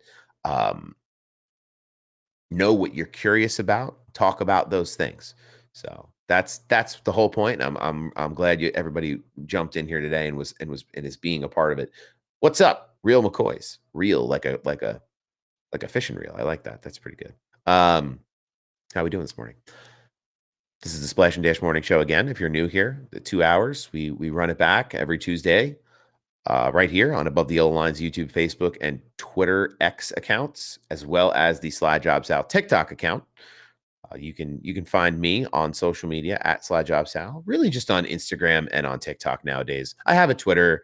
I just retweet a lot of things. Twitter is like a vacuum. Once I get stuck in there, there's a lot going on Twitter. So, but I appreciate everybody who follows me and the community we're building. We have like 7,000 ish followers combined on those two platforms. So, I love that we can get into it and promote motorsports in a new fun way that's maybe a little different than traditional promotion of motorsports. We're definitely not traditional here. All right. So the Wordle. You think they're going to yell at me if I screen share the Wordle? I don't know. Again, though, I'm not taking a chance. Also, too, if you have questions, let's do. I like to open up like questions to the chat. If you have questions, or you have things that we want to talk about that have happened over the last week or two, hit me with it. I want to talk about it. One thing I did forget about that I wrote, or that I made a mental note of and didn't write down, I should have, was Ty Dillon's performance this year. What does everybody think of the Ty Dillon experiment happening at Kaulig? This is obviously the best situation that he has been in the Cup Series. He's back in the Cup Series. He went away. He tried to do his own little thing for a little bit. I don't know if anybody's listening. There was a great interview that Dale Jr. did with Richard Childress. They talked a lot about, family and things. So there's a lot going on there. So it's a good listen, but he gives a little insight into the journey of Ty Dillon. Jam Sport. Can we shout out my youngest on his 5th birthday, Maverick? Happy birthday, Maverick. Big day. 5. As many fingers on the hand as years on the earth. Happy birthday, Maverick. What a name. Maverick. I just wake up in the morning feeling like a hero with that kind of name, On his birthday, too. Get him in a plane. Let's go. Happy birthday.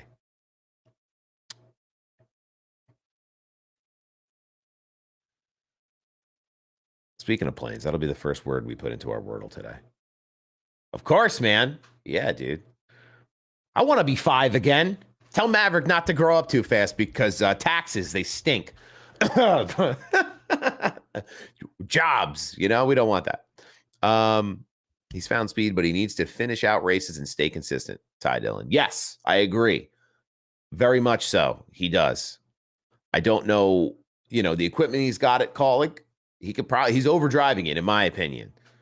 But I don't know if that's saying a lot. But see what happens. Is it past time to panic on Ty Gibbs? I think he's early career Joey Logano at this point, but Joey at least had a win. We were talking about it earlier, and I think for me, I might be a party of one, but I do think that the panic button for Ty Gibbs, we're getting closer to the panic button for Ty Gibbs. I think if we get into the middle of the summer and he's not at least running well, I mean, he's got to win this year, right? Like, you think he's got to come away with one win to really solidify to get him off that hot seat. But it's been a tough go for Ty Gibbs in the beginning of this year. Need to see him at 1.5 mile tracks. Need to see him at places like Homestead and Las Vegas. I thought the changes that they made at Joe Gibbs were going to give him more ability. I thought he'd be better with Gabe Hart going to be the comp director. And I thought that the resource would have been spread out from the success of the 11 team and the 20, across the whole team. But it doesn't seem it's quite trickled its way into the 54 camp yet. But I think there's lots of potential there. I mean, the fact of the matter is it's Ty Gibbs. It's Joe Gibbs' grandson, right? So he's going to get a longer runway to make it work than maybe other drivers who would be in that seat. So just keep that in mind too, that he's going to get time to make this thing happen.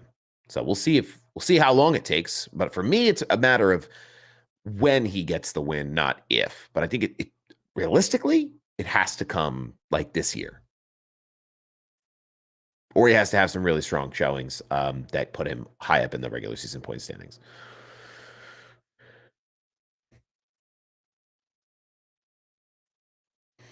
We went from plane to train in the Wordle. TRA blank blank. What about track? TRACK. What? What? On a third row, track is the Wordle during the Splash and Dash morning show where we talk about racing of all kinds. You got to be kidding. What a Hail Mary that felt like. Wow. All right, cool. That one's going to feel good. We're going to set the tempo with that today, right? Big dubs in the Wordle. I didn't think I was going to get it that fast. I was kind of nervous that I was going to run out of time before I got the Wordle, and now I have extra time before we finish. But right, thinking he was wasting an answer on his passion. Plane and train were stretches, just modes of transportation. We haven't started talking about train racing yet. So when I start talking about train racing, somebody come over here and do a wellness check. But all right, cool. In other sports, you have NFL free agency right now. If you're a football fan, be paying attention to that. It's going to shape the futures of your teams. I'm a Giants fan, so the only thing that shapes the future of our team is a hot steaming bucket of just dookie-doo. So I'm not too optimistic for my future. Twitter also yesterday, if you're following along with free agency or just his social media in general, Twitter was under some pretty serious fire with some cyber attacks. So people really weren't able to keep up with the news of free agency because of that. We have some Major League Baseball news that's happening as teams continue to get through spring training. Shohei Ohtani has a Fortnite skin that's coming out, which is kind of insane. NASCAR tried to do work with Fortnite. People do a lot of Roblox NASCAR stuff too, which is kind of an interesting thing. I don't understand it. I'm not gonna speak poorly of it because I don't know everything about it. But maybe I mean it's definitely not for me. I'm not gonna learn it, but I'm curious about it. Cam Ward on the way to save the Giants. The Giants are gonna sign Aaron Rodgers. They're going to sign Aaron Rodgers. They're not going to draft a quarterback. And what they're going to do is they're going to ride out Rodgers for a year, try to make a respectable season for themselves, and then draft Arch Manning next year when he's done at Texas. That's going to be the plan for the Giants. I think that's what they're trying to do. But yes, like Colin says, Rodgers could go to Pittsburgh. He could go to Minnesota. Sam Darnold just made a big move to Seattle. Justin Fields made a big move to the Jets. So there's action happening all over. There's pieces moving around. There's players that are finding new homes. So I think Aaron Rodgers should retire, but that's just me. I'm not a waiver wire like football guy. Like when the season starts, oh wow, that guy's on the team. Geno signed a big deal in Vegas. He signed a big deal in Vegas. He's back with Pete Carroll. I think Geno Smith is an underrated quarterback. He got some tough. It's always wild to me that like Geno Smith played for the Jets. Sam Darnold played for the Jets. Quarterbacks come out of this area, New York. They get drafted here and they play, and they go somewhere else and they play. They're here and they're bad. And then they leave and they're great. And it's like, why can't something's in the water here? People aren't just as happy in these organizations up here in New York, New Jersey. So, I don't. It's very confusing to me. Curious to see what the Vikings do. I know they have JJ McCarthy.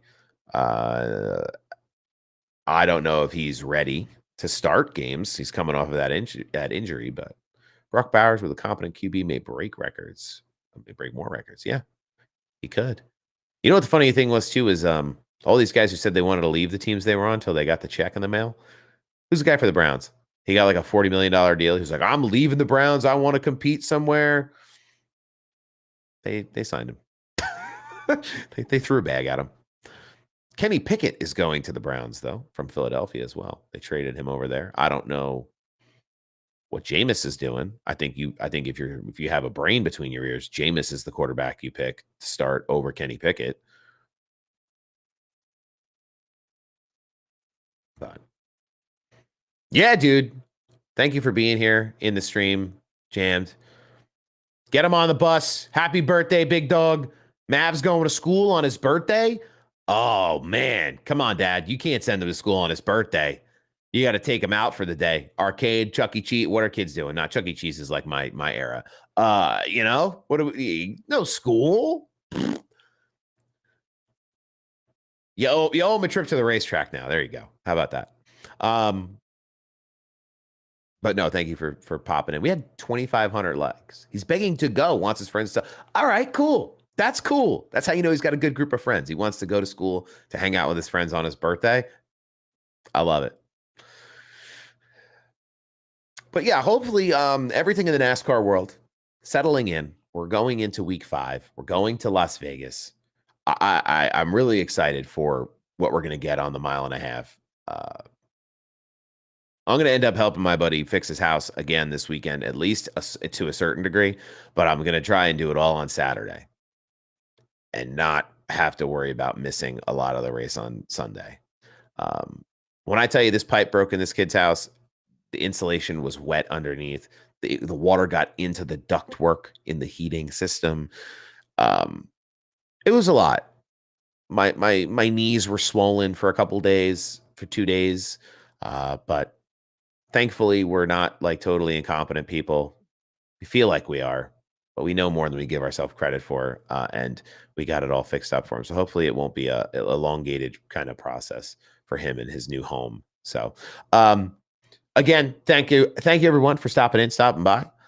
We do this every Tuesday morning from 7 to 9. I loved how many people we had bopping around in the comments and talking this morning with each other and throwing topics out there. I always come prepared with a list of notes, but I think the more organic experience is all of us having these conversations together, talking about the Xfinity series and the ARCA series, the Truck series, the Cup series, just touching on all of it in the morning, getting your day started right here on a Tuesday, here on Above the Yellow Line Media's YouTube, Facebook, Twitter, and the Slide Job Sal TikTok. Make sure you check out Happy Hour Racing again. If you're looking to get officially licensed merch, you're looking for die casts, you're looking for all these different things. They're a partner of ours, so we want to help the partners that help us. If you're in the market for those types of things this season as we get further along. Austin, thanks for being here, man. See you next week, Sal. 77 first win this weekend. We'll see. We will see. But Las Vegas is what's coming up. We didn't really do a ton of preview for it, but there's a lot of really strong drivers at this track. I think you're going to see Larson run really well. I think you're going to see Hamlin run really well. That's not a hot take. I think Bubba is poised for a big weekend. I think Noah Gragson can do really well here. This is his hometown track. I think Riley Herbst can run really well here. Again, hometown guy. Won this race in the Xfinity Series last year.